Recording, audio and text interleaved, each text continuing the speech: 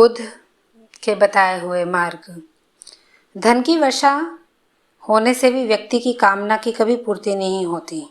बुद्धिमान व्यक्ति ठीक प्रकार से जानता है कि कामनाओं की पूर्ति का ना होना कष्टदायक है। यह दिव्य काम भोगों में भी आनंद नहीं लेता है। तृष्णा के क्षय में ही उसका सुख होता है और तभी वह सम्यक संबुद्ध का श्रावक होता है। महात्मा बुद्ध कहते हैं कि धन की वर्षा होने के बावजूद भी आपकी और धन की कामना की पूर्ति कभी नहीं हो पाती। जिस तरीके से आज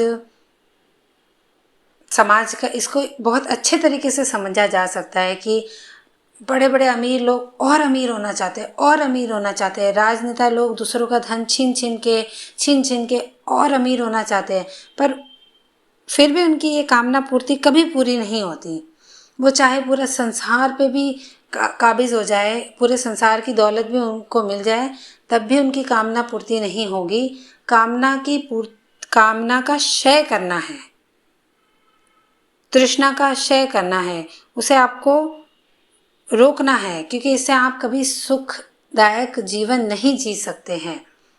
भौतिक चीज़ों की सुविधा आपके पास हो सकती है, पर अंत में इसका फल दुखदायक ही मिलता है।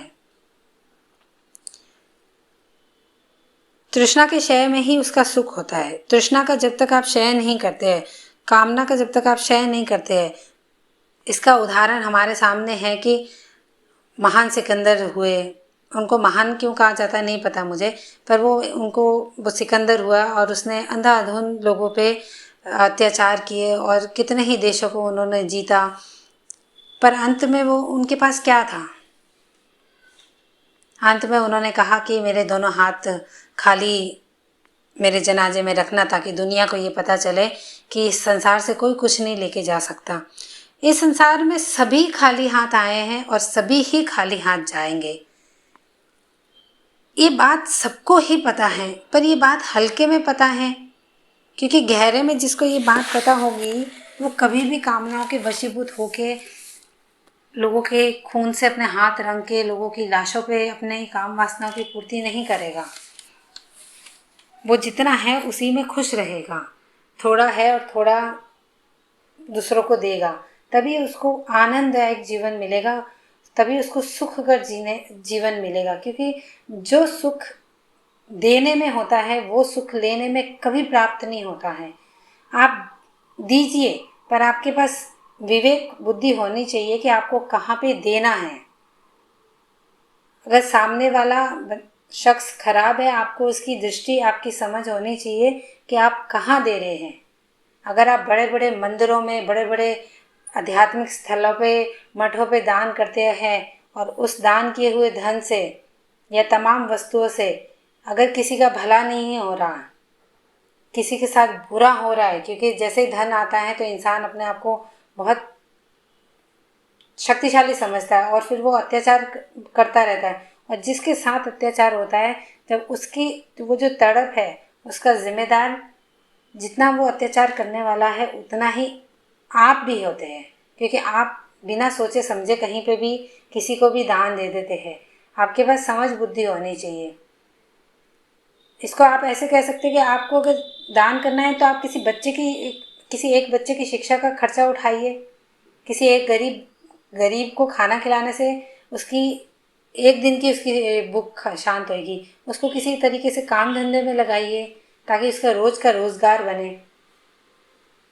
ऐसी चीज़ों में आप करिए ना। आप ऐसी चीज़ों में किसी गरीब की बेटी है उसकी शादी कराइए, वहाँ पे आप दान दीजिए। आप बड़े बड़े मंदिरों में दान देने से कभी आपको किसी प्रकार का कोई लाभ नहीं होगा। वो लाभ इसलिए नहीं होगा क्योंकि मैं नहीं कहती कि सारी दुनिया के, सारे संसार के मंदिर, मठ, गुरुद्वारे जो भी है वो खराब है। बहुत अच्छे भी हैं, बहुत अच्छे कार्य भी करते हैं, पर इस अच्छे बुरे की आपको समझ नहीं है कि उसके पीछे क्या होता है। आज जिस प्रकार से हम देखते हैं कि बड़े बड़े मंदिरों के, मठों में से, पंडितों के घरों से, ब्राह्मणों के घर से धन, भारी मात्रा में धन मिल रहा है, तो आपके दिए हुए दान से वो ऐश करते हैं, वो सुख सुविधाओं में का भोग करते हैं, तो उनका खुद का भी नुकसान होता है, साथ में आपका नुकसान होता है, साथ में आम जनता का नुकसान होता है। तो बजाय कि आप दान इस तरीके का दीजिए कि वो किसी के लिए लाभदायक होए, किसी के लिए नुकसानदायक ना हो। आप तो जाते, आपको एक नॉर्मल सी बात समझ में आनी चाहिए कि वहाँ जितने भी प्रतिमाएं हैं, मंदिर हैं, वो आपको रास्ता बताने के लिए हैं। आप उनके प्रतीकों के आगे जाके चढ़ावे चढ़ाते हैं। आप सोचते नहीं है कि ये जो धन हम यहाँ चढ़ा रहे हैं, इस धन का कहाँ उपयोग होना है, सदुपयोग होगा कि दुरुपयोग होगा। सदुपयोग होगा तो आप पुण्य के भागी बनेंगे, दुरुपयोग होगा तो आप ही पापी के भागीदारी बनेंगे, क्योंकि आपके द्वारा दिया गया धन वहाँ पे जाता है।